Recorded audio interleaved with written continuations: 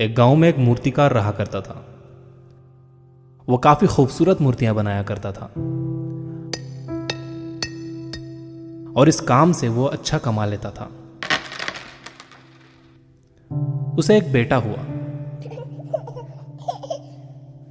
उस बच्चे ने बचपन से ही मूर्तियां बनानी शुरू कर दी।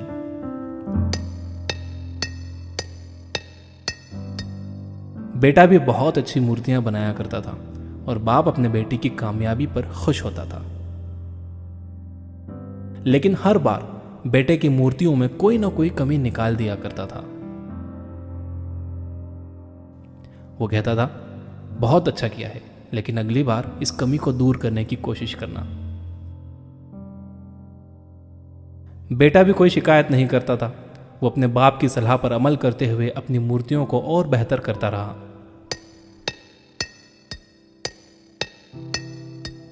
इस लगातार सुधार की वजह से बेटे की मूर्तियां बाप से भी अच्छी बनने लगी।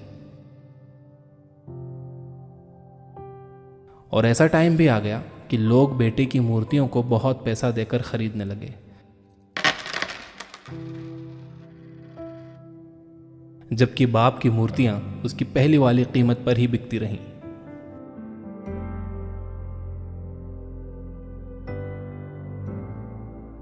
बाप अब भी बेटे की मूर्तियों में कमियां निकाल ही देता था,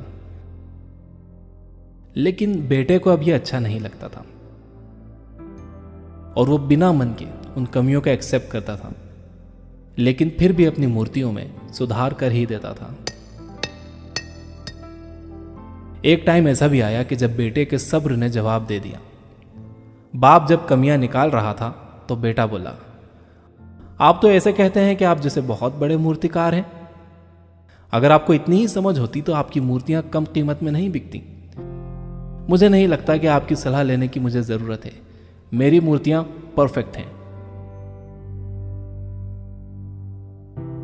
बाप ने बेटे की यह बात सुनी तो उसने बेटे को सलाह देना और उसकी मूर्तियों में कमियां निकालना बंद कर दिया।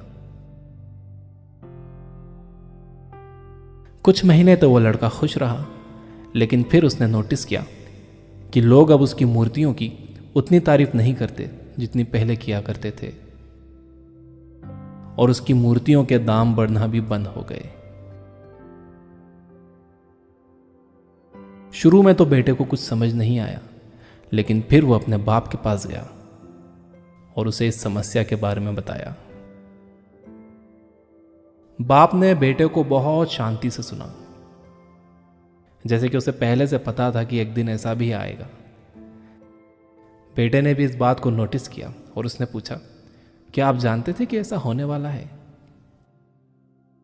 बाप ने कहा, हां, क्योंकि आज से कई साल पहले मैं भी इस हालात से टकराया था। बेटे ने सवाल किया, तो फिर आपने मुझे समझाया क्यों नहीं? बाप ने जवाब दिया, क्योंकि तुम समझना नहीं चाहते थे। मैं जानता हूं कि तुम्हारी जितनी अच्छी मूर्तियां मैं नहीं बनाता। यह भी हो सकता है कि मूर्तियों के बारे में मेरी सलाह गलत हो, और ऐसा भी नहीं है कि मेरी सलाह की वजह से कभी तुम्हारी मूर्ति बेहतर बनी हो।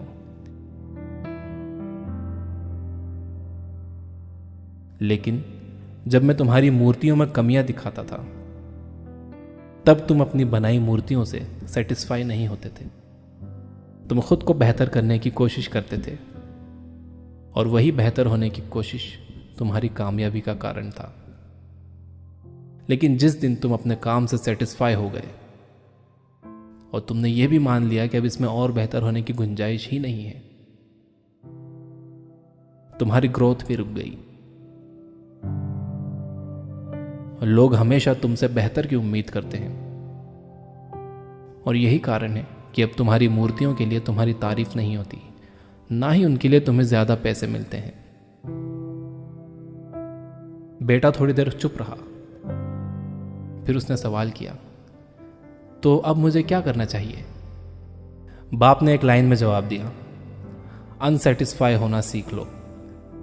मान लो कि तुम में हमेशा बेहतर होने की गुंजाइश बाकी है।